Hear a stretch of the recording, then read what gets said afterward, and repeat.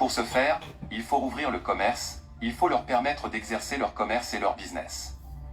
Une fois qu'ils auront ça, tu gouverneras sans aucun souci. Le pouvoir pour eux est une seconde option. Quand leurs affaires marchent, ils diront adieu au combat politique. Mais tu ne seras point tranquille tant qu'il y a un seul frustré dans leur camp. Comté a réussi à les sommeiller. Tu n'as que ça à faire pour avoir la paix. Je pense bien qu'il était dans ce processus quand le coup d'État est survenu le 5 septembre.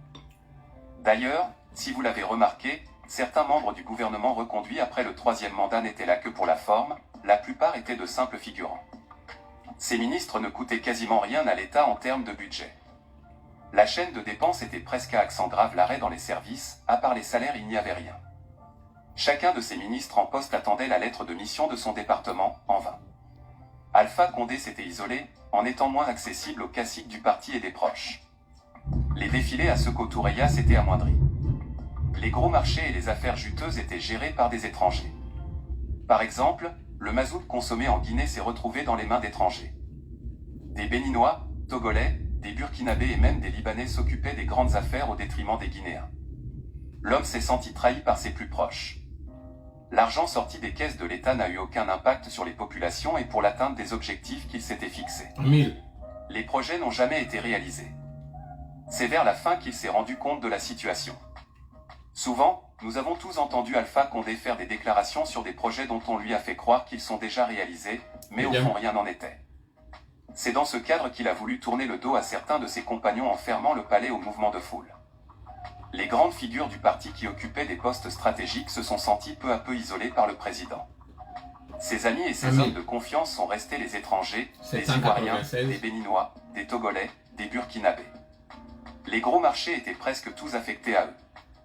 Les cadres du parti n'étaient pas prêts à accepter cela. Plusieurs scénarios se dessinaient pour prendre le contrôle du pays. Tout était réfléchi, mûri au moindre détail.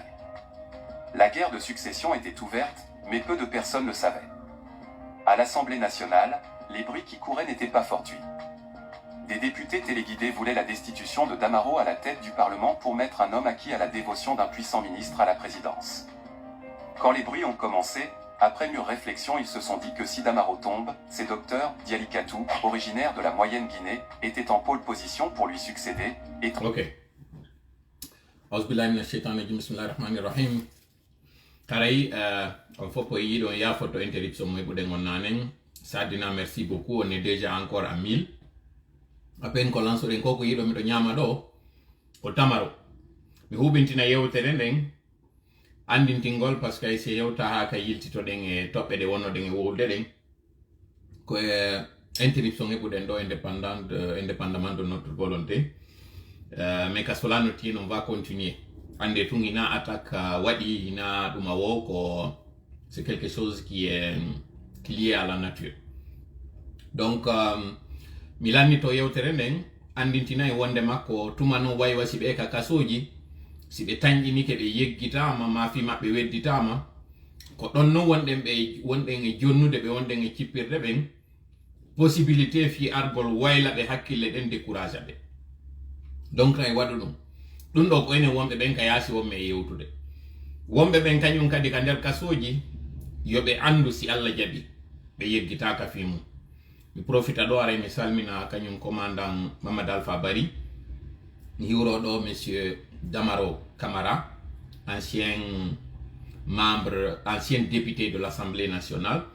Mi hiwro ɗo kañum kadi monsieur Ibrahima Kassori Camara, ancien premier ministre de monsieur Alpha Condé, et kala ben anonyme be wonbe ka nder kasoton be tawata fewndo ande do be tanjini hibe dola andina be haray kambe wonbe nder ton be yobe dolnoro moƴƴa o tamaro fiyono be dolnorto moƴƴa tamaro on ko paske o tamaro hadis no wodi wiwdo si goddo jonnima poison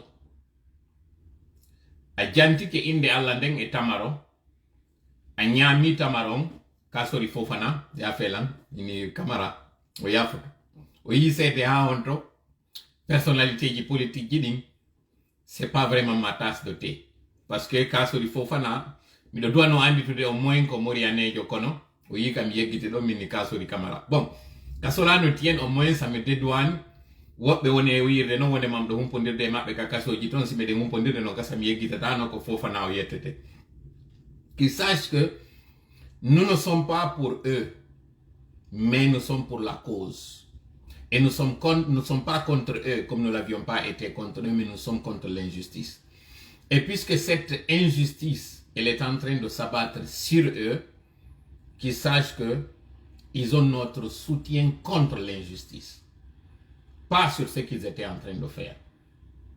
Donc, je vous invite vraiment à demander à vos proches qui sont au dehors, à chaque fois qu'ils vous amènent des repas à manger, demandez aussi qu'ils vous envoient des dates. Parce que les dates ont une vertu que beaucoup de personnes ne savent pas, mais que la religion musulmane a souligné. Parmi ces vertus, il y a ceux qui connaissent que d'abord, les dates, c'est recommandé pour les femmes enceintes parce que ça leur permet de lutter contre les contractions. La douleur au niveau de l'accouchement, les dates sont une solution. Et sans parler d'autres choses encore que les dates ont comme vertu, mais il est dit parmi les vertus, et c'est un hadith prophétique, c'est-à-dire une parole prophétique qui dit que quiconque se sente empoisonné ou victime d'un empoisonnement, qu'il consomme alors des dates. Donc ara ono wombe ben kaso lande be ngureji modon din ka yaasi tuma be neldi o nyamete o yo be wattora ngon don kanyun kade tamaroje de gollitor ton senduda dun do kanyun kade jama on fo parce que ko yewtere de tawata nela do meden sallallahu alaihi wasallam no yewti recommandi fi mu wondema ko contre ko dekkinol ma dum ko contre konko tawata ray ko wade golaray poson aray ɗum ɗo ko divers on wonno ɗe yewde fi mum andintine jama on hande si ɗen mari ɗo priorité ko duwa waɗede e profita occasion on ɗo andina côté États-Unis on tractation ji no waɗede fi entre le 5 le 6 ha le 16 mois de septembre wonɗo e arde ɗo no mi annoncirno noon ñande go wondema la Guinée waɗi manifestation sur toute l'étendue sous la bannière du FNDC Sénégal kañum kadi waɗo e pare côté Afrique on ton Européen yi déjà côté Bruxelles on kondu waɗuno mobilisation wiwɗen sengo États-Unis kañum kadi New York ka siège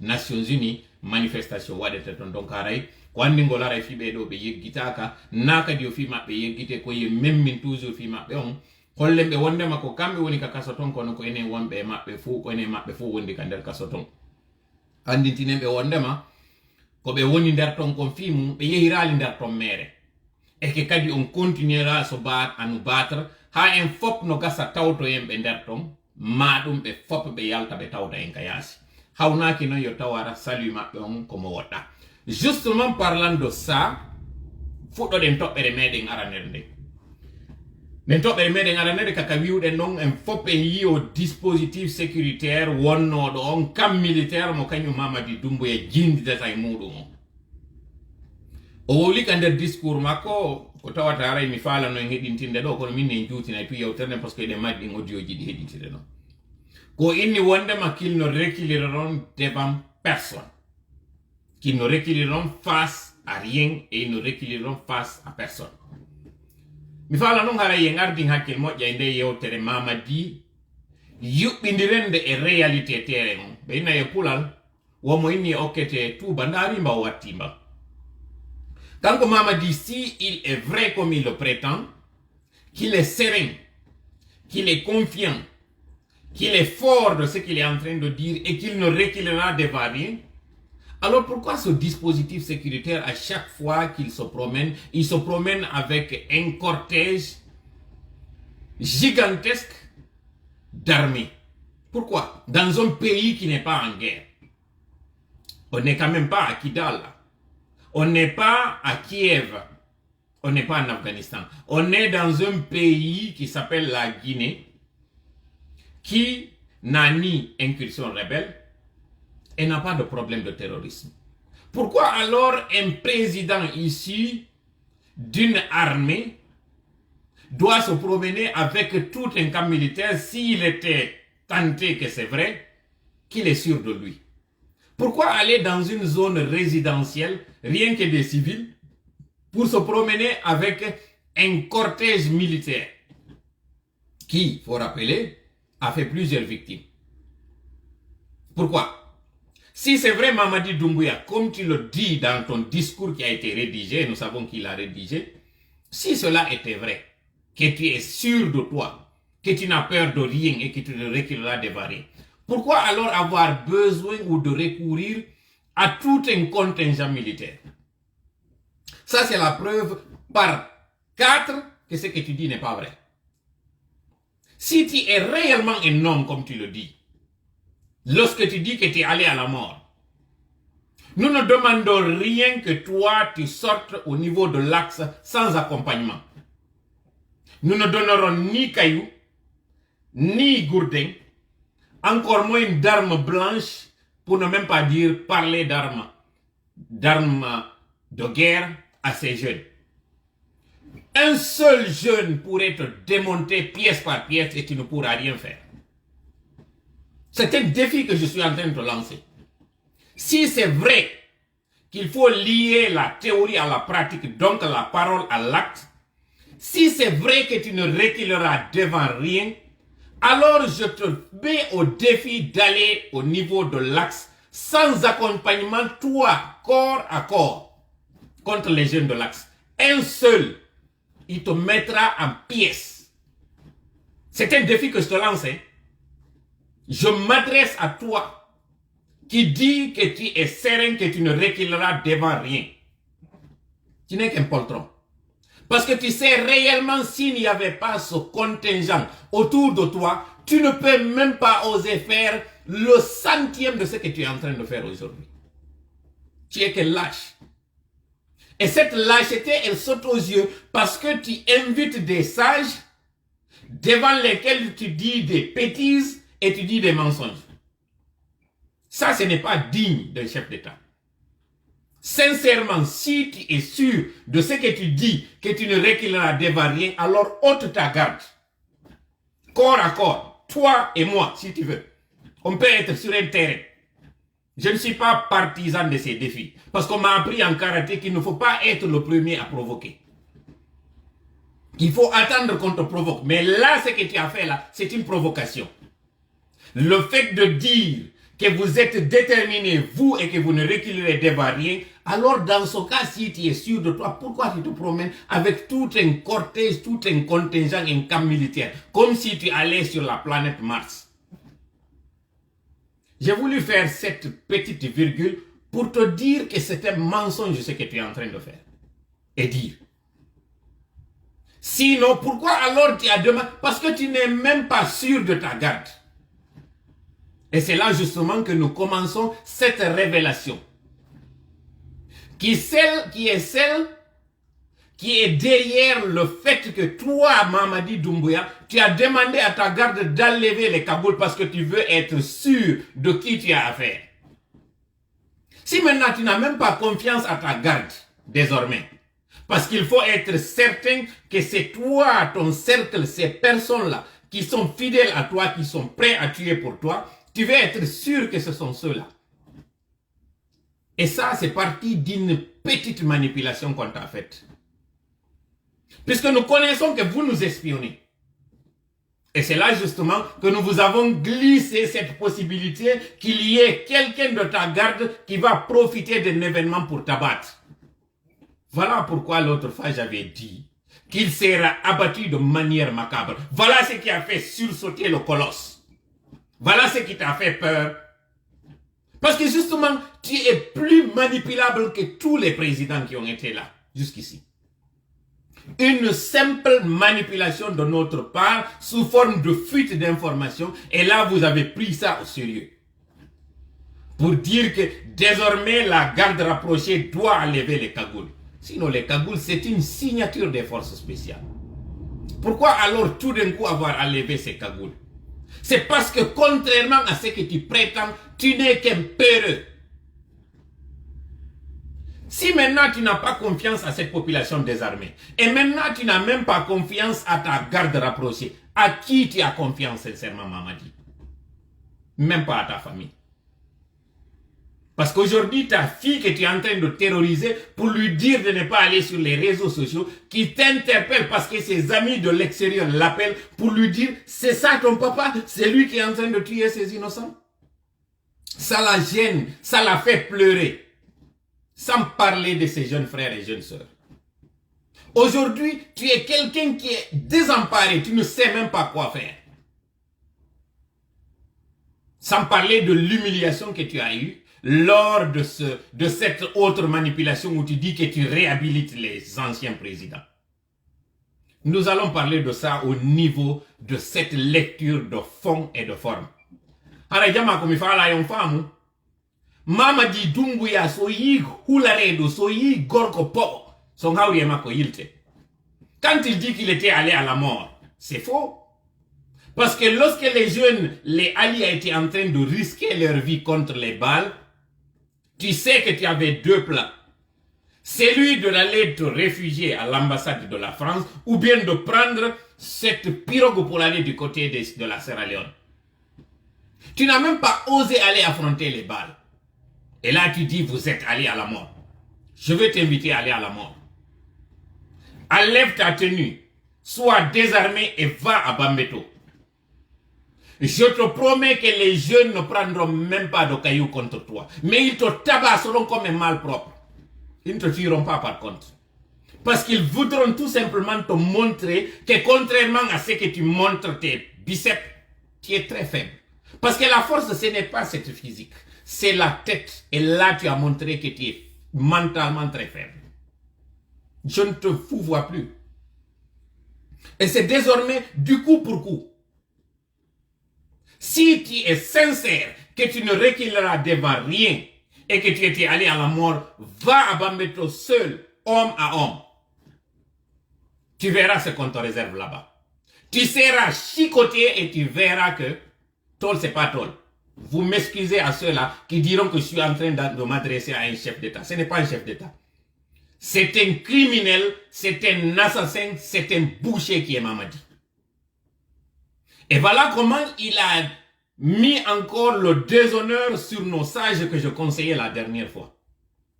Lorsque j'étais en train de dire à mon Seigneur, à Elhaj Mamad Saliou, de dire la vérité, de ne pas se laisser faire devant ces gamins, voilà maintenant les conséquences. Il a envoyé le sage dans une activité où il ne leur avait pas dit qu'il y avait de la musique. C'était au moment de la prière. Pour ceux qui me connaissent, ils savent très bien que j'avais été invité par une chaîne étrangère du côté de l'Espagne. Mais pour ceux qui avaient suivi cette vidéo, ils savaient que j'avais posé comme condition que lorsqu'arrivera l'heure de la prière, on doit interrompre l'émission pour que j'aille prier. Na manta gol moni wolide kono wontir be ben ka be inata kon bonjour Africa ka ko jaram Africa ibe andi bay me yewti di fi imagol yaha tawe on invitation no mi pose no condition wonde ma si waguto ngewi imede wadde émission me interrompa mo yami julo yami arta o morso mo mi wadi ka fuddade do Mamadi Sisoko Dudu Dada yo Allah hinno mo yafo kono woni ko mi wadiri o ko parce que fewno kam wonno ka collège en 1994-15, je me rappelle pas exactement. Hari Mamadi Doumbouya ontuma, Mamadi Sisoko hari ontuma, himo mari réputation mo hari mo wayi mo de. Mais invite no l'école à mengo yawgol tawe cérémonie wadano do ka palais du peuple. Mais en tant que wondo jangude école franco-arabe, bay men fokkiti be yeti no me wonde may do yade artiste jo non jouer. Koko mone wolde do jangu be ben ka l'école collège mo mi wadi on be andi ko mone wolde parce que nous n'étions pas les seuls. Be subi no ben inna be ben ko be fort wono be premier ben ka de classe mi tawano e bendo. Mais bay men ali men nati ka der cours ben ngal men andi nanoka kono directeur école am on kanko ari mo andi nano. Marco Ware un très pratiquant. Mais bay men typique ka busun ka carrière sun ka der cours ka palais donc binde fromage iki. Ko don yeti me. Oui, ni ko l'école franco-arabe. Il est de représenter l'école meden. Mais ne soyez pas étonnés, artistes de joie au précisément il ni ko Mamadi Sisoko Dudu Dada. On a morceau ma contre ma morceau fa. Je me rappelle ay ondo yika ner sar ton kanko e mouvement makko washi ko amata kongo tona ko ngalo helangal. Ay be wondo no kander do makello no. Mais kanko oustaz jom ay mo andi dun do waday o andu tunge uti prestation théâtrale mo yalto no kanko acci me menen suka be nder to. Ko moni wolde do ko jangube be nasu no andi ko moni wolde do ko film. Kono non kanko Mamadi mo andi pasa kanko tawdo ko organisateur mo andi musique wado e nder to mo andi wagutu hewra e nder to o addi alaji masali kamara o joini bedo. L'objectif n'était que le seul, c'est de discréditer ces personnes pour qu'elles ne soient plus audibles. Qu'on dise, voilà ce que vous estimez être vos religieux, vos représentants. Devant moi, ils ne valent rien. Voilà le message qu'il a voulu envoyer. Imaginez une telle scène au Sénégal, où un Macky Sall se permet d'appeler les mourides, les marabouts, pour les faire asseoir et entendre du mbalakh. Même si c'est traditionnel. Mais un Macky d'ailleurs, c'est lui qui se déplace pour aller vers les mourides. C'est lui qui se déplace pour aller vers les marabouts. Pas l'inverse. Voilà mais les conséquences de ce que j'étais en train de vous dire la dernière fois. Vous nos religieux, vous nos sages. Lorsque vous ne vous mettez pas à vos places, voilà les conséquences et bonjour les dégâts. Les réseaux sociaux se sont enflammés pour vous critiquer. Tout simplement parce que vous n'avez pas mis la religion en dessus de ce qui est le pouvoir terrestre ici. Vous pensez que nous sommes contre vous lorsque nous vous conseillons. Nous savons ce que le CNRD prévoit pour vous. Ce n'était pas prémonitoire. C'est parce que nous avons accès à ce qu'eux ils préparent que nous vous conseillons à l'avance. Malheureusement, nous ne sommes pas écoutés. Malheureusement, vous entendez plus le nom qui est derrière celui qui vous parle plutôt que de regarder ou d'écouter ce qu'il vous dit. C'est dommage. Parce qu'aujourd'hui, ne serait-ce que la polémique qu'il y a eu autour de vos personnes en étant dans cet événement, ça ternit vos images. Et par ricochet, ça a aussi dégradé l'image de la religion. Est-ce que vous êtes désormais capable d'être dans une mosquée et de dire ne vous asseyez pas dans les boîtes de nuit, ne soyez pas dans les maquis où ça joue de la musique? Est-ce que vous êtes capable de dire? Vous aviez le choix de partir. Vous aviez le choix de vous extirper de cette salle. Et vous avez eu accès où vous pouviez demander qu'est-ce qui devait se passer. Ça m'a attristé. Parce que, encore une fois, vous montrez que vous, les religieux, vous êtes à la solde des politiques. Ça, c'est dommage. Vous êtes au solde de ces politiques. Et ça, c'est d'autant plus dommage qu'aujourd'hui, je suis hésitant. Dois-je vous critiquer, sachant très bien que c'est vous, nos sages, ou dois-je tout simplement laisser le soin à vos consciences vous-même de vous critiquer? Sincèrement, je n'aurais pas aimé être là pour rappeler ce qui s'était passé il y a quelques jours. Mais le devoir m'incombe de vous dire, voilà ce dont on vous parlait. Et voilà qu'est-ce qui arrive lorsque vous vous mettez dans ça. Je me rappelle Elhadji Ibrahima Ba ou Elhadji Si et tous les autres qui étaient au niveau de la mosquée de Faisal. Vous voyez un Elhadji Fadiga s'asseoir dans une salle où il y a une telle musique ou un tel brouhaha? Non. Regardez l'imam Diko au niveau du Mali. Parce que vous, les religieux, il y a peut-être un problème qu'il faut qu'on règle avec vous. Vous n'êtes pas sous l'autorité administrative. Vous êtes sous l'autorité du plus haut, le Créateur. Donc vous n'avez pas à vous soumettre à un régime qui n'est pas un régime qui se soumet à celui qui vous a mis à vos places. Malheureusement, aujourd'hui, vous êtes en train de vous mettre à leur disposition. Et lorsqu'ils se foutent de vous, ils se foutent de nous et ils se foutent de toute la religion. Réveillez-vous, religieux. Ne le faites pas pour nous, ne le faites pas pour vous, mais faites pour celui qui est le plus haut. Sinon, vous répondrez demain de ce que vous avez fait, parce qu'à cause de vous, ces bidas ont piétiné cette religion. Ont piétiné votre réputation. Et ont insulté toutes les confessions. Harayo ya foto kono mi tawno ko mami yilte to e dundo. Mamadi Doumbouya ko huldo redu. Sede mo huli redu contingent militaire wondo takko makko ko sede on no wonde ma o susa redu. Mais pire encore, on faut pour y cette fois-ci o imi ke o ari kander palais do kanko e garde makko ngay goto wadu do kagulala. A votre avis fiodo. Ben andi nyande be wonno defilude. Pour la première fois en 2018, qu'à stade du 28 septembre, ko kanko Mamadi tu yeso modu yano. Kala andu be groupement de forces spéciales, woni ko niveau international, woni ko niveau local, signature mabbe on kambe ko taw gongoli be maski. E woni no nyande go kondo woni kozo. Ko paske si da hodi di e on taw do ko element de force spéciale e quartier, ko tawa wata mo andi to de anda jako be do fo tawa e dundo. Nyande be arno be wadi coup d'état on kombo yiwno don don andi to don a part ka be wonno e wadde entrevue be landi kanyu monsieur Alpha Condé. Donc transition on landi quoi. Jori be way yaltinande be andi na en ki sontil. Non. Ko parce que tout simplement bay meden andi be espionu de men, meden andi be rewrata menen kadi men jonna be din fausse information ji. Ko mi yaltuno nda nyande mini do wonde ma fima ko lannudum e be hawra e makko. C'était l'étape 2 sur Konkota on comme même bugino ke tonta wondema awa hewti wobbe wadana moku. O rapport mo ondo yide do taw événement on taw be fala no mo repousse de sabuluno. Mais tay o wawata repousse de parce que kon no jonna ta raison mo ina kondo repousira.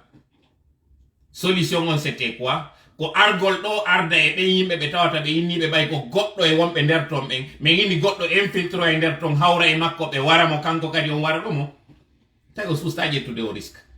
Voilà pourquoi wadi on garde rapproché makko me be yinni ande kadi be foko e be ittu maskiji taw be andondiri ki e ki. President jo ino wono susi redu. Taw o susa ta population on koy pay koy won koy hamdallah bambe to cause sur l'axe anemo. So susali de do taw ko ma o yada e kam militaire ma be o do ara kombo susi. Pire enta wobe ko be woni mo e aynude be do so hulaki be o susa tabe. Ko do wadi so yetti wobe o nabi o sokui o wari bembe o tanjini hara no way mo wadde goddum o do ara no way yetade ko susu do redu.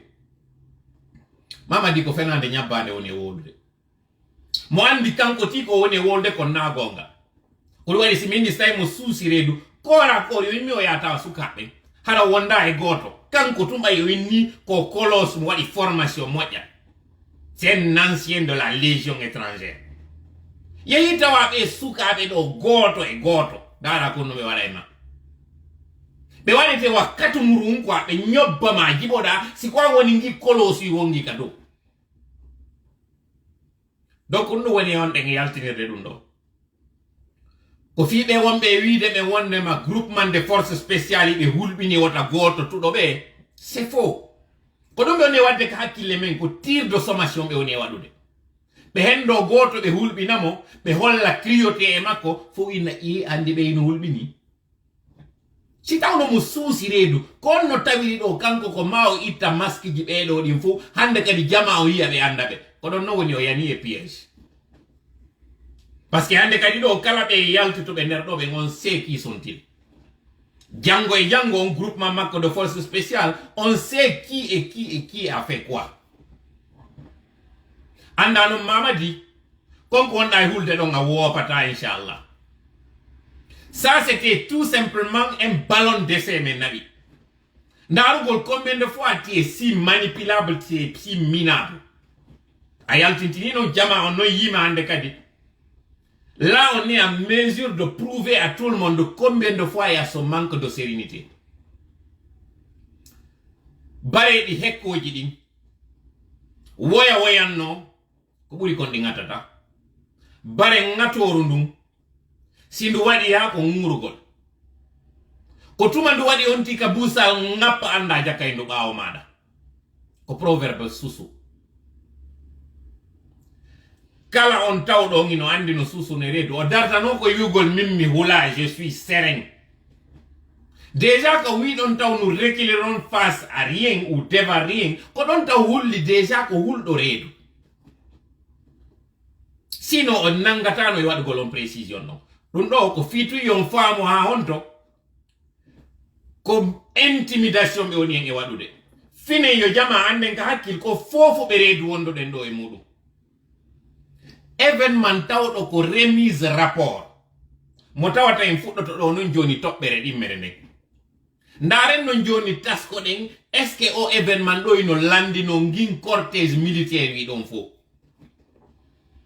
est ce que konko ƴetti ɗon ɗi photoji réhabilitugol ɗen tawɓe innama ko ancien président ko honɗum woni e waɗirde ɗum ɗo tuuden coup on tawɗon nde mo innay mo réhabilitude ancien président ɓe Dadis Camara almiki ari hewti Conakry wawali yaade intérieur yiidoya e ɓengure makko nden Sékou Ba Konaté o ari tawa ko yo natir Mali fiyagol nata ka leydi makko Allah hinno général Lansana Conté décret ji ɗi o waɗi ɗin fof ɗi décriyama hande ɗo on ino wayarde jooɗo innano réhabilitude ancien président ɓe hakkille mon nanga ɗum manipulation o wonɗo ɓawa muɗum aren ka fond e ka forme fuɗɗore ɗen taw forme on cadre mo ɓe inni ɗon o ko cadre de remise du rapport des assises waɗen ɗo noon pose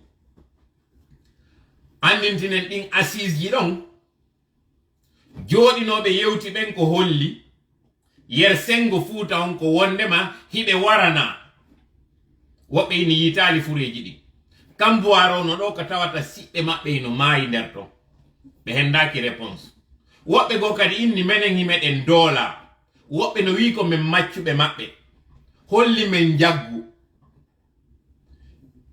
itten non ɗon pose on andintinen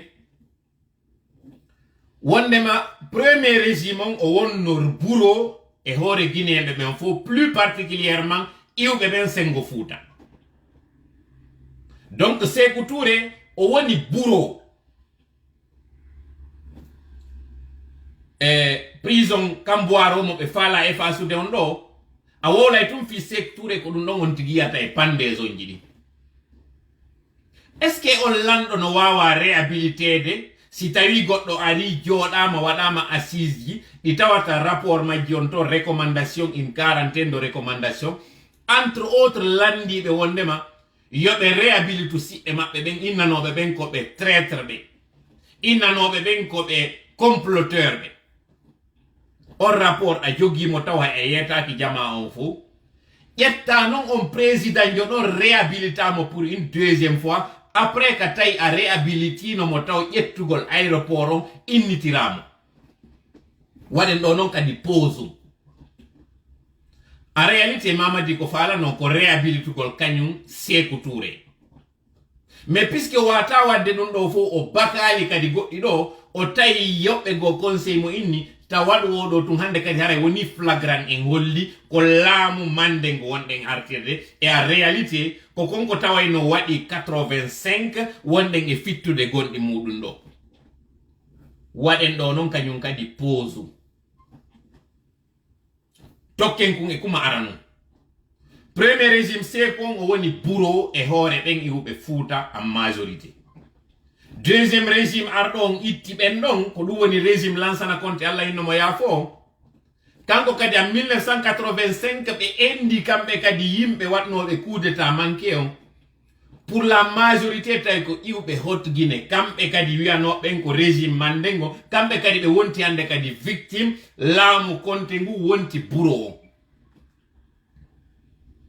donc ndareɗo noon schéma o ka pose men ɗo wonno ɓen les victimes du premier régime contre ceux-là qu'on estime être des bourreaux sans ondiri hande kadi wonnoɓe bureau ɓen wontiti victime ɗo en yawoyde troisième régime on kañum kadi CNDD wonen e ɗiɗo tun taw ɗiɗi itten pose on yewten noon kon ɗum feƴƴuno en 1985 kon coup d'état mo woɓɓe desiduno laamu ngun iwata juuɗe amen ngo hettoto ɓe memmini ɓe nanga ɓe warira goto e goto awa ko ɓiɓɓe ɓen ɗon non e taniraɓe maɓɓe 85 waɗa ka hakkilleji muɗum ngul laamu ɗo holli on doole donc yiɗo janɗude arton ittanoyon en ɗum ɗon. Voilà les Mamadi Doumbouya, voilà le CNRD. Ko ɗum ɗo haɗi ɓe jaɓa yaltingol liste maɓɓe on parce que ɓe andi ɓe fof ko iwɓe région goto e ɓe andi ɓe fof kadi ɓe maridi lien e ngu laamu seku ɗo. Voilà tout le problème. Joni non si a hendike rapport inno ɗon wondema min komi victime premier régime e inno ɗon komi victime deuxième régime parce que Senghor hoti Guinée on kankan ko ɓe inni wondema kamɓe siɓɓe maɓɓe kadi no waranoɓe tawata haray ɓe andi ɓen bonnanama taw déjà côté Sigo on ɓe bonnanama Senghor matoto ɓe waranama donc ɓe landi justice ɗum ɗo. Donc assise ji ɗin ko ɗum ɗo wi an non ko onno wata joɗorade réhabilita président jo tawɗo ino inna ko général Lansana Conté siko a sincère hiɗa andi taw a établissali justice on ɓen ɗon andi ko hombo waranimmi kaari. Ça d'abord c'est e yewtay woni taw forme on ko onno wata nodditirde yimɓe e sayi mo tawata fureji jeeɗiɗi no waali ka morgue ɗi tawata surraka tawa ka fottete ɗon ko musique waɗete. Ça aussi c'est sur la forme.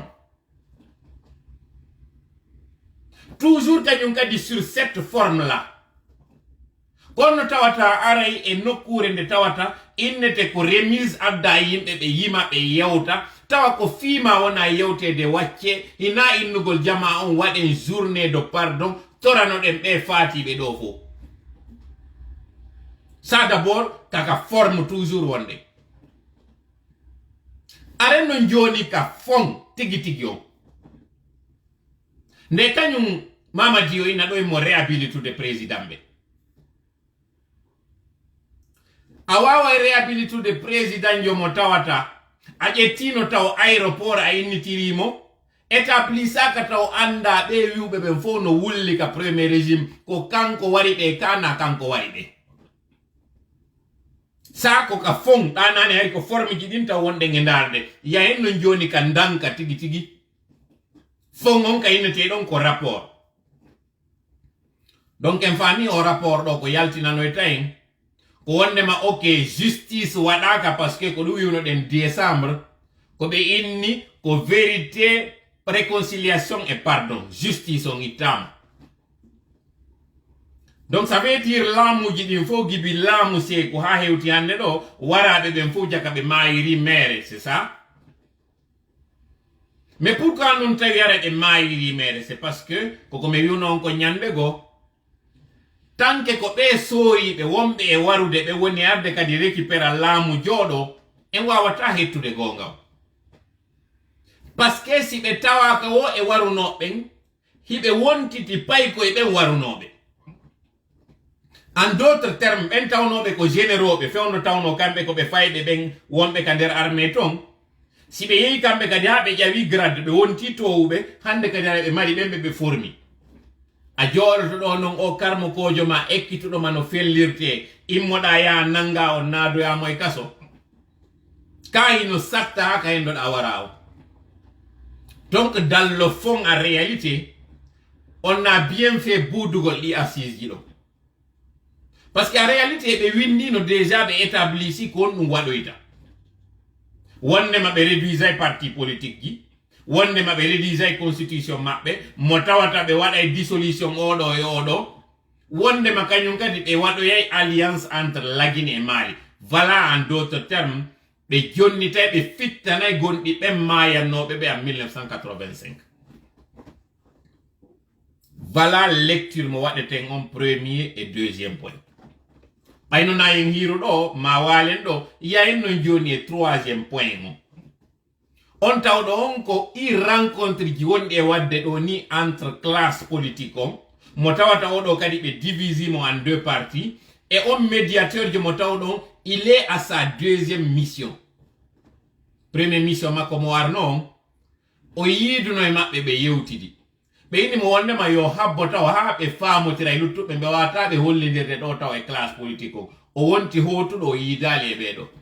C'est pas grave o yehi o préparoy o artiɗo kañum kadi ɓe o landiɓe mo faala yiidude e muɗum kamɓe na ɓen ɗon ɓe faala yiidu e muɗum ko perdingol en tan no ɓe waɗirno noon e ɗin dialogue ji e rencontre ji ɓe waɗi wo ko concertation ɗi tawataw noon fof on yiiɗo frustration ɓen wonɓe ka classe politique manipuléɓe ɓen ko ɓe woni e yaltude ɓe contesta waɗen ɗo noon pose adresse oɗen ɗo e ɓe wonɓe wiide boni yaayi o ala bagu on o ala carrière on o ala image on fi yeetagol gente on gonga o e ke kadi ɗi consultation ji ɗo ɗi yaltinta hay fus adresse o e moɗon ɗo no wawa wonde ɗon mari gonga par ce que ono ngara ɗon andi wirniɗi goton ko tawata menen min anda mais faame tun ko woni e feƴƴude fewnuɗo ni ka sous région west africaine ko tawno ndeñande min falno yewtude kono tan o ronki en permettugol narcotrafiquant ɓe hino contrôle sous région on ɗon ɓe tawata e ɗon andi triangle on like Afrique ɗon Guinée Bissau Sierra Leone en terme drogue o ɗi pays ji ɗo tati ɓeɗo ko lasawol ni ngol tawata ngol taƴaka taw no wonɗen e yehirde noon ko non woni kadi si taƴama ɗo ma fermama ɗo ɓe udditira nokkugo ma ɓe tokkira nokkugo ɓeɗo no naadude pinkaji e nder sous région on ton arma yimɓe fi memminanagol contre président ɓe sa onon ka joɗɗen ɗo o ganda ɗum ɗo CEDEAO noon no humpiti ɗum ɗo CEDEAO ino wadde gabo e nder mbodo ha wawa kalmude situation on sendidira guɓe e condi parce que manipulation no waɗe des population on no ɓen ɗo yaltiri ɓe profitira ɗon noon ɓe waɗa ko ɓe faala kon donc ko ma ɓe ara ɓe ɗabbata o kala ka tawata innete contestation populaire no fuɗɗi ko ɗum waɗi so ganditi fewno monsieur Macky Sall yawno Mali yidugol e gente fama o Mali le même jour hari kañum général Ambalo hino Sierra Leone ndarugol kadi ko onno ɓe wawirta kalmude ɗon situation on ɓe yewta ɓe ndaare no weltiniro jama o parce que ko jama ɗo wona profitede muɗum manipulé même chose côté Sénégal même chose côté Niger ko jama on ɓe andi frustration muɗum on ɓe andi o jama ɗo ko potentiel allié maɓɓe parce que ko tuma jama on yalti nangi e contestugol ɓe profitora ɗon kamɓe kadi ɓe waɗa ko ɓe watta ko preuve on lagine ɗo on nani audio juinaɗo ɗo on wondema en réalité monsieur Alpha Condé ko on waɗira coup d'état on e makko ko parti mum o audio yewti ɗo ko konko tawno monsieur Alpha Condé o yi leydi ndi darike o ala buusude o yeta si a faala au moins heɓude gurdam maɗa la lannitoɗa o 3e mandat maɗo ma naɓa ha seeɗa bete jonnoya goɗɗo yew sengo Fuuta famotir e fuutankeɓɓen a wawata marginalizude ɓeɗo laamu maɗa ngu yiya ko fewno noon ka tawi o faami ɗum ɗon mo wadde démarche ji kamɓe tawɓe ɓen ko ɓe extrémiste ɓe tanko makko ɓe ni yeyaju meɗen ganen boni si Alpha Condé yeyi ɓatodiroyi tun e Fuuta o gara haaju men boni en deuxièmement kadi o andi mission États-Unis on ari fi encercle goɓɓe kamɓe narcotrafiquant ɓe ɓe siɗon anditi on tuma ari on période ɗon hadi souvent ɓe wolayno fi saisie de drogue ha kanko ti Alpha Condé vidéo no woodi ka wiɗo ini des têtes vont tomber kaɓe andunoɗon kanko Mamadi se senti visé directement ɓe actioni ɓe famotiri kamɓe tawɓe ɓen ko extrémiste ɓen e kanko taw ɗon hande kadi o andi il est visé kontuma noon o manipulé ɓe sukaɓe ɗo o inni mahin tetteŋoɗo o yetaki ɓe déjà ko ɗum ɓe waɗata ko inni ɓe faalama créé de groupe go fi ittugol en ɓe nangoya en yahe revendique fiyo ɓe jonni to en droit ji meɗen ni kaka sukaɓe wonno e laawol o yeetiɓe wondema si on waɗoyali ku o hande kadi ɓe humpitike fimmon ɓe wara en goto goto voilà ko onno manipuliri ɓe coup d'état on waɗi donc artugol ngol non hande kadi ka o médiation ɗo deux choses mi faala yon faamu onon tawɓe ɓen iɗon hawji onon ko wonɗo yiide kon e kene ko wondema CEDEAO on ino woni faible yeeso CNRD mais en même temps on ala yiide CEDEAO on ko on ɗum wawi waɗude Mali tawɓe ɓen noon Mali moɗay en walda si tawi ɓe reki laari yeeso Mali ɓe wawi waɗinde Mali ko ɓe faala kon ha Mali hande ɗo pliike crise wonɗo Mali on wonɓe Mali ɓen no andi hara na mi wowla ɗo moƴƴa o yiɗo vidéo ka dammol woni e ñamude dammol go hino ngappude leeɓi dammol ngol ko lagine ɗum waɗi andon no maali kan sengo ka dammi ɗi yeyte nde juldere feƴƴunde ɗo julde donki nden yimɓe ɓen heɓano tewu fi nayi ma dammi fiyon ɗum par ce que dammi ɗin ka wona neyede toon ɗi ala heɓude hay kadi ñaama joni dammi ɗin ko wona e jonnede ko huuɗo yoru ko si dammi ɗin maali ton ino mayde heege dammi ɗin lagine kañum kan konno waɗete faame jama nano onon hawjirɗon non probléme o réglorta nano onon sikkirɗon non probléme o woniri hiɗon manipulede noon wiyeɗon france hino ɓaawo cnrd o c'est pas vrai fewno ɗo cda on no mari hande ɗo probléme ji ɗiɗi ɗi ɓe woni gérude armée étrangère on c'est à dire puissance occidentale wonɗo e arde jaɓaɓe terrain on en afrique rewrira kañum kadi toujours manipulugol population avec les fake news e ɓen narcotrafiquant ɓe tawɓe ɓe hande kadi ɓe haɓɓiti réseau on mo ɓe mari on sengo afrique ɓe perdatamo waɗen ɗo pose drogue ko yiwata kon amérique latine hewta europe ma hewta asie ma hewta amérique du nord o transitiray taw afrique ko afrique ɗon hande kadi noon o waɗete dispatching ko ɗon senditete ko hammirte asie hamma asie ko hammirte europe hamma europe ko hammirte amérique hamma amérique hara ɗon konto ɗum rema ko sengo afrique amérique latino colombie brésil venezuela chili e non si ɓe yinon joni hande o zone west africaine ɗo hiɓe perdude terrain on e makko ɗon sikka ɓe joɗorto ni andi ton non narkoɓe ni ɓe mari armée wonde ɓuri gouvernement ji ɗin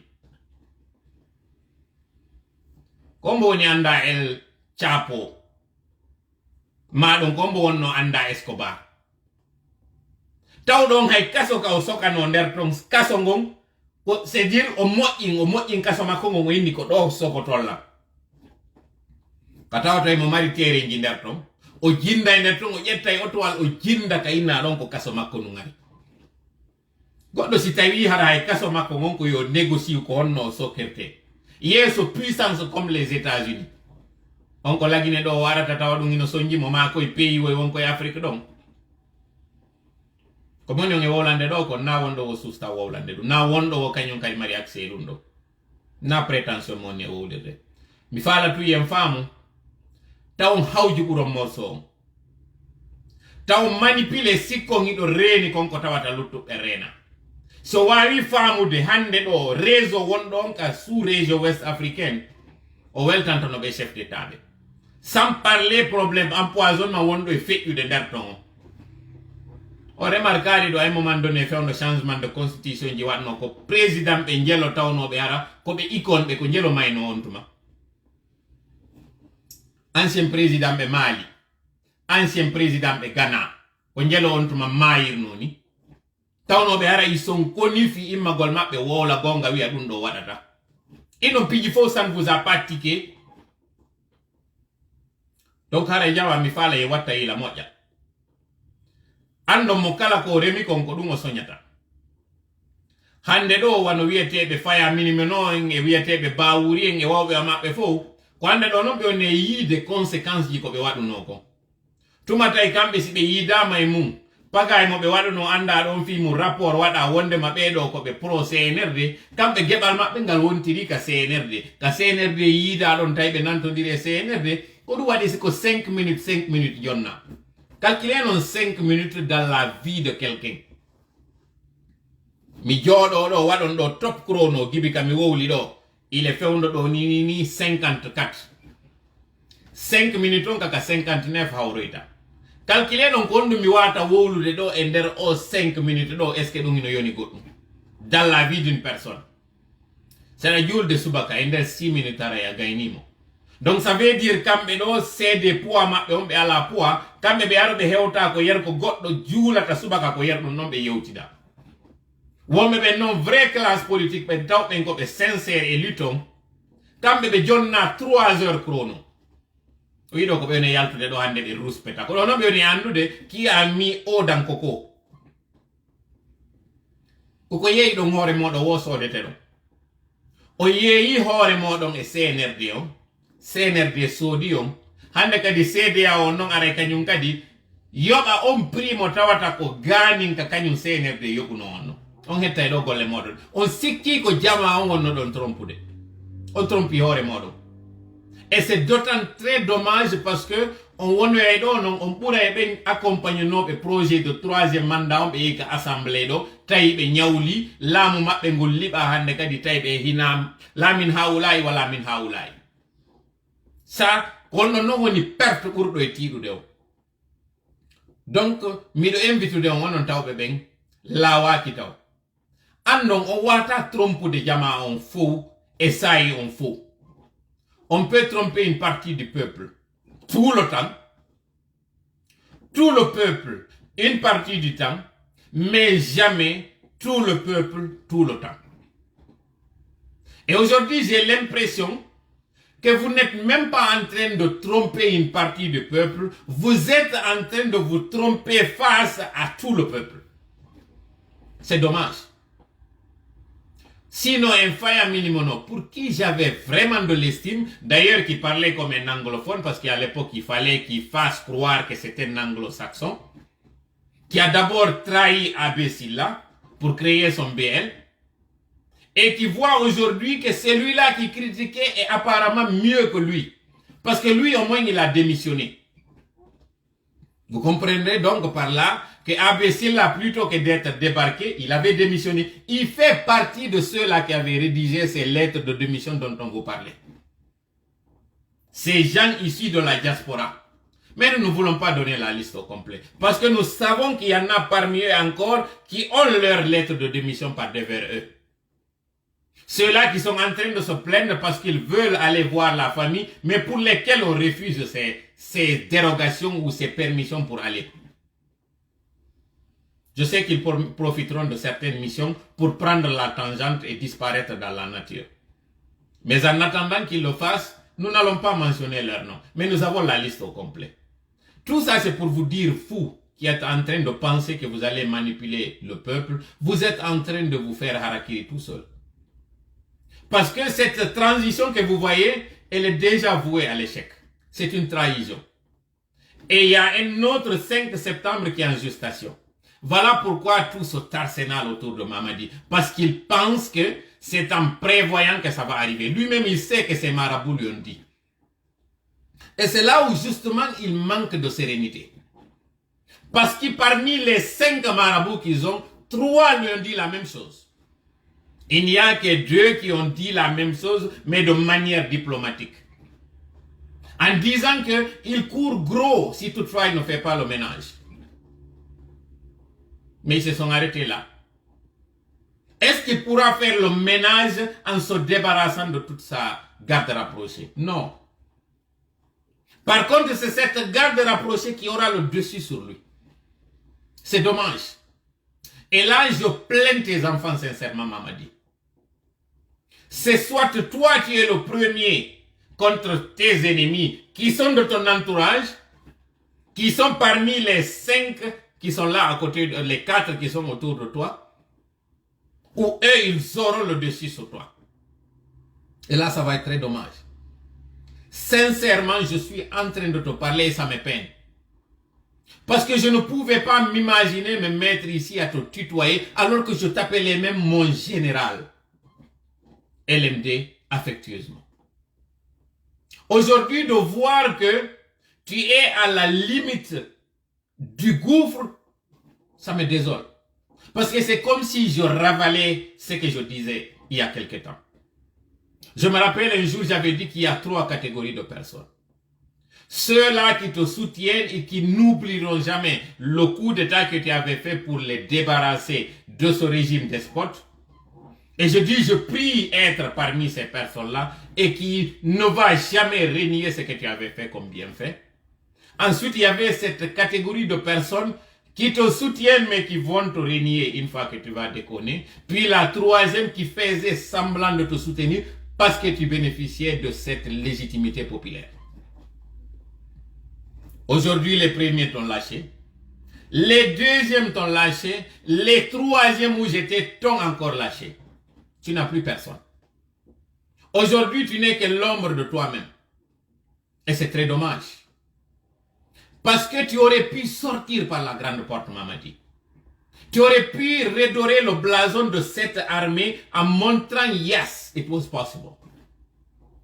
Qu'une armée regarde le peuple et que cette armée vienne à l'appel du peuple pour le secourir.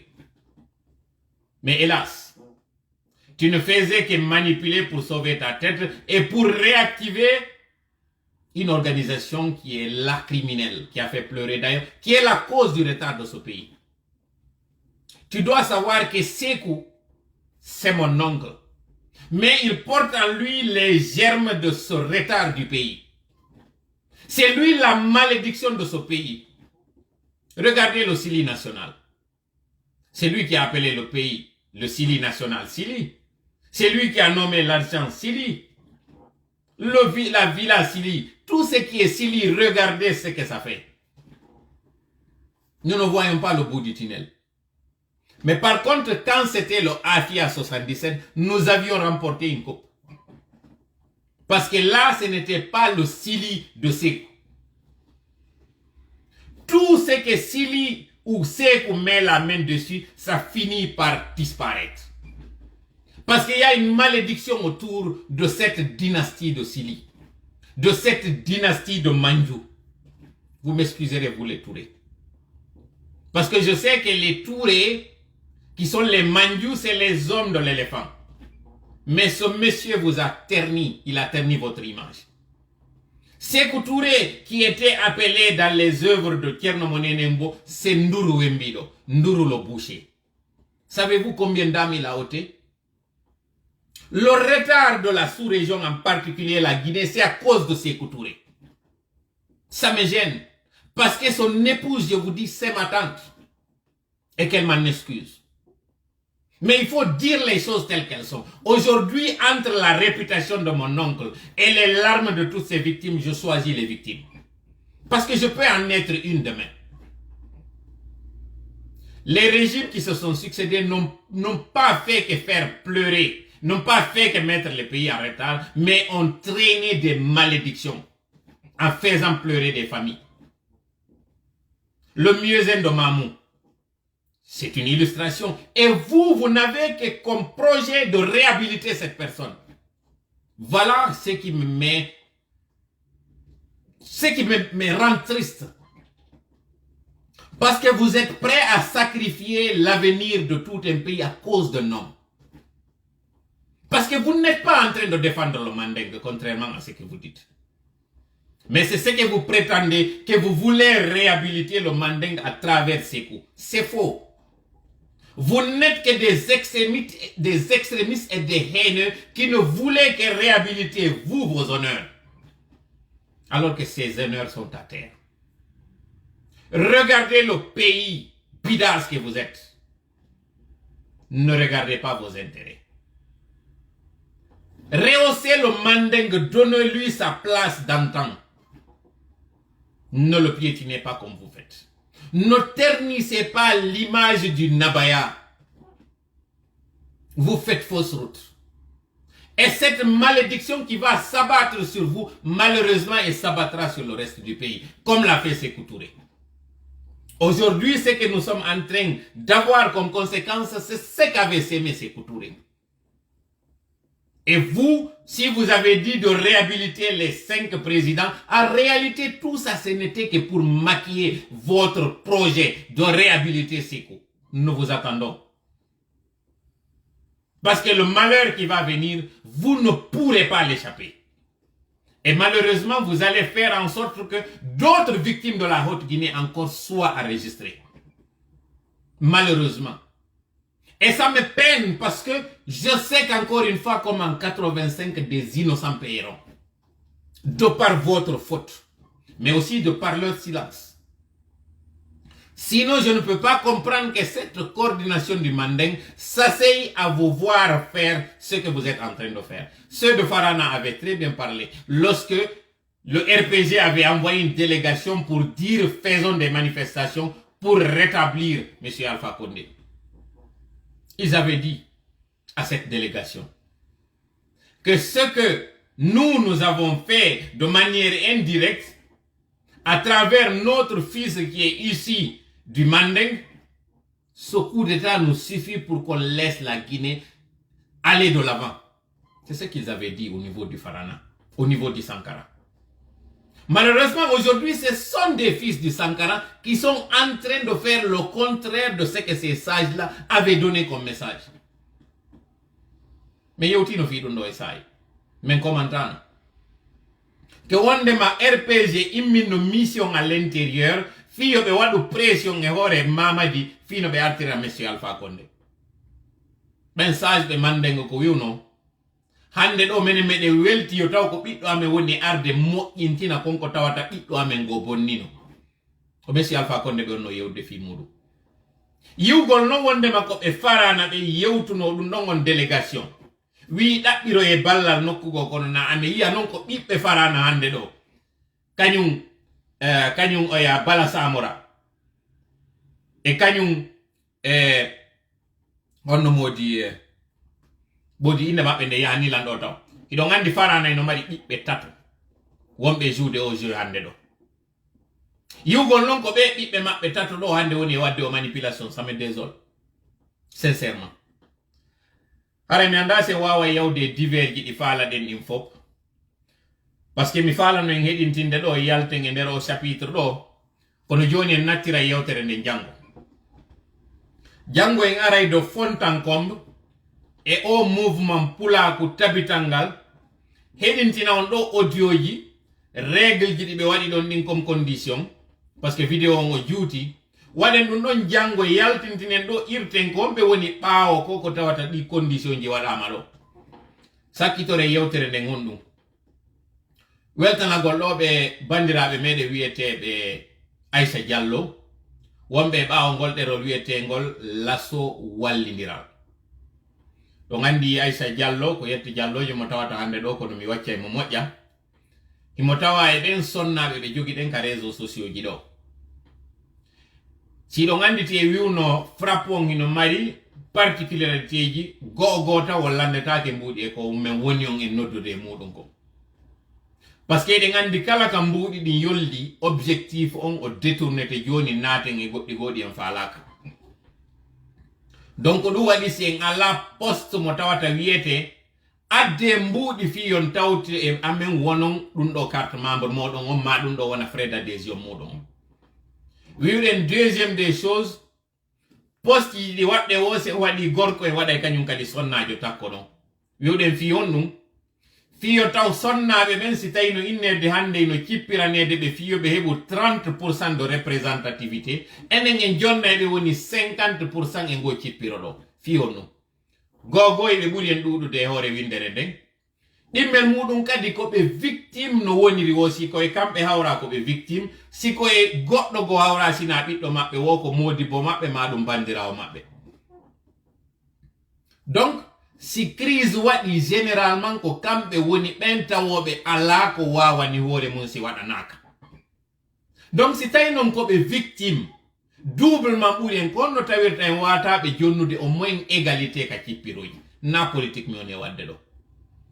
Ko en andi tutum dina islamo ati do mayande dina islamo ko sonnajo dina islamo kanyum kadi ko buri hebirde dole kaka tawno sonnabe nelado ben woni kambe kadi noddobe sonnabe luttube ben e dina kan kontuma dina kan hebi dole d'ailleurs bibbe ben ka galle ko hombe jannata be dina kan yewta be kumata yenen ide yeyda bugol intelligence bibbe ben scientifique be ben tigi wi hakkille ɗiɗɗon ko iwata ko e neniraɓe ɓen no neniraɓe ɓe mariri hakkille wo ko non ɓiɓɓe ɓe muyninta ɓe mariri hakkille donc ça veut dire hande ɗo kala ko wonɗen e wadde ɗo hande anditiren damben ɗum ɗon neniraɓe meɗen ɓe ɓeɗo noon ko onno tawirta en wawa ɓe waɗande récompense mo tawata en jonna ɓe moyen ke enen ko jogiɗen ko haray nun ɗaali troisiéme particularité mo jogiɗen ka frappe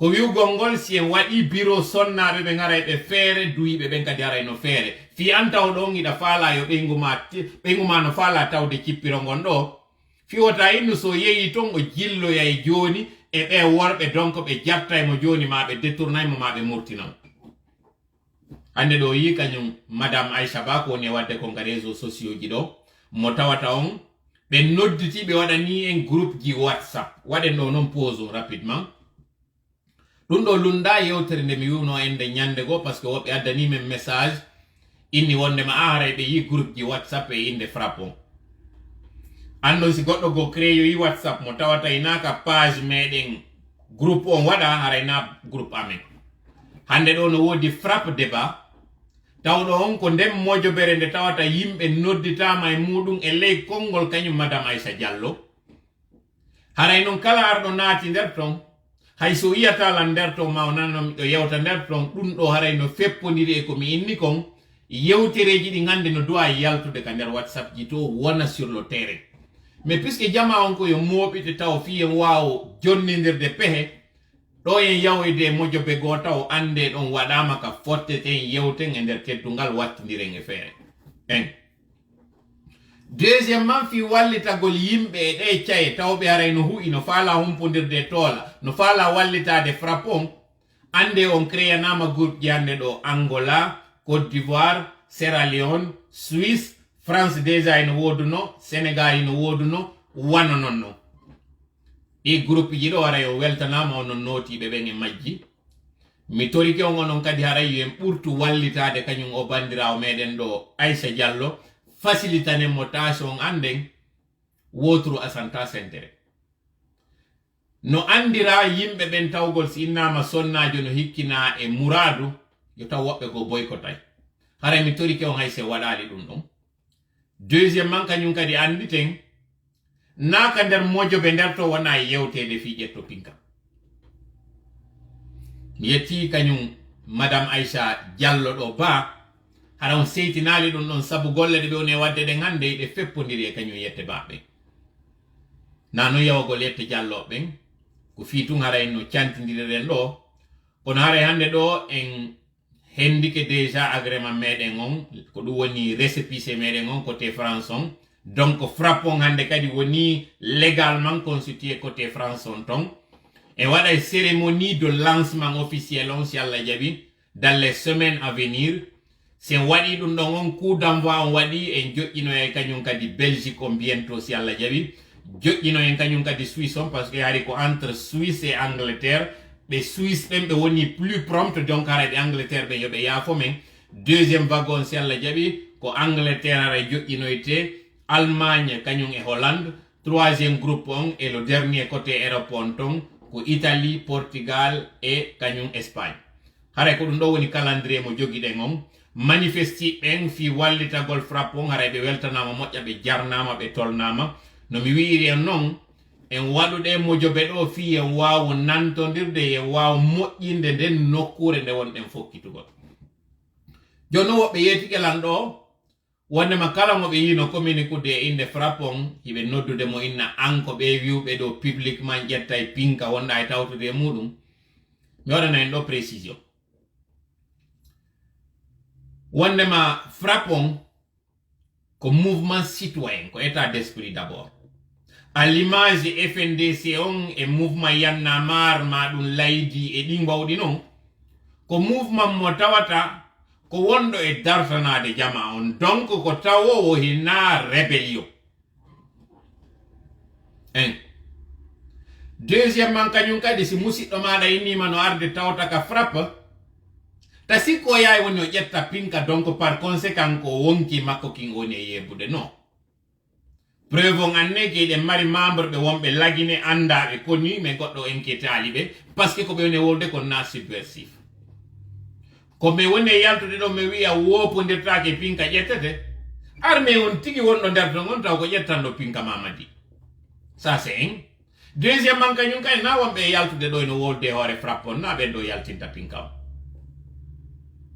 faame ɗum ɗo moƴƴa ando mi wowlani noon ñande goo hendu wirtoru gertu ɗum ko leydu iwrirta ay mo ta ko ɗo jooɗoɗa yeeso caméra wiya ɗe immade ƴettanoya goɗɗo doole aranamo sikara e tawa woni no jooɗi habbe ma non donc ander groupe ji nder ton acce wowgol nder ton fi pinka si tawi kadi ko ɗum habbi ɗon wonde ma si natama nder to yewte fi mum mi yiltiti on ɗo eɗen mojoɓe yaltunoɗe wi kañum publiquement no wadde ɗum on no seediroyano nder ton wonɗo sérieux kala arata nanga e wowlugol fi affaire ƴetto pinka e nder groupe ji déjà taw ko piège wonɗo ngara e wadde ɗon hoore ɗon andi ko jelo heɗoto ɗum ko hombo ƴettata ɗum naɓoya nokkugo donc question hakkil tun ko a wonɗon e gollirde ɗo donc kala tawɗo ara e sikki si natoyi ka nder mojoɓe frappe to nanay stratégie no yewtirte pinka no sodirte pinka no ƴettirte ko no yimɓe attaquirte ara hay sa yaha nder ton par ce que a nanoyta ɗum nder ton ay ɓoyta ɗum ton few par contre si tawi kaka fotte fiye wonu taw hunde wotore nden jogodire waɗen stratégie commune ko ɗon noon suɓoyteɓe gollideteɓe ɗon aray ko saɗima ko tooli mojoɓe ɗen ino ɗon sengo afrique landiɓɓen kadi haray ko ɗum prévoya fi afrique on sénégal no mari manifestation gigantesque mo woni e préparode ɗo si allah jaɓi fi landagol libération kala ɓe tawɓe ino nanga ɗo landagol retour à l'ordre constitutionnel en nemmo hollugol wondema lutte citoyen non ɗanaki en même temps profita ɗon lansa waɗa lancement officiel frappe on donc haray t-shirt ino moƴƴinede sengo sénégal on ton ko ɗo wonata coup d'envoi afrique on ensuite yahen joƴƴino e bureau meɗen on sengo côte d'ivoire ko ɗum woni e rewra e guinée bissau on ɗon e rewra e gambie kañum kadi joƴƴino en kañum kadi bureau meɗen on sengo angola sierra leone kañum kadi ara joƴƴino en bureau voilà pays ji ɗi wonɗen e waɗude ɗin ton joƴƴingol bureau on sengo afrique sous l'égide sénégal wontirɓe asie ɓe gara on habboto men taw ɗo seeɗa sengo amérique on kañum kadi ara on habboto men taw seeɗa ko ɗiɗo ɗiɗi wonɗen e dolnorade muɗum hara en toriki allah e wonu ballo meɗen o hawrindina en sawaba en jonnidiri rendez-vous jango si allah jaɓi avec des révélations des audios ɗi min ekkontinta on ɗo jango fi ko on woni e feƴƴude e nder ɗen mojoɓe meɗen woni ko coordination on woni ko tabital on woni kañum kadi ɓe sage ɓe jogiɗen ko on ɗum waɗi si tawi e nder sage ɓe ɓen fof e nder fuuta on ton ko ɓe wiyeteɓe élage shérif ɓe sengo dalaba wawi suusude yaltugol wowlana gonga ngu laamu fiyon ɗum luttuɓe kañum ino fanki ala wowlude e soso ɓe innayi si a yewti ndowru ndun yilto kadi yewta seeɗa kañum kendare nden ko ɗum woni ojjire nden jango ko ɗum woni ara yeddo ɗo yiltoɗen noon kañum kadi yewte noon kadi jama on feeɓe sage ɓe ɗo tawoɓe hande kadi ɓe jooɗi ɓe habbi yo goɗɗo ar walla ɓe ɗon wonɗo e arde walla ɓe noon ko laamuji ɗin donc par conséquent ɓeyni ko jungo jonnowo ngo wontirta ley jaɓowo ngo wonta e ley haray kono wawɗen habborade ɓeɗo yo taw ɓe wowlay gonga si tawi ko ɓenɓe ɓe critiquata woni e ƴettude ɓe en charge haray janggo ko ɗum ɗo marɗen haray en jonidiri rendez-vous inchallah à partir de 20h on haray allah wonu ballo meɗen hawrinte en sawaba allahuma amin allahuma salli ala seydina Muhammad wa sallim wassalamu aleykum wa rahmatullahi wa barakatuh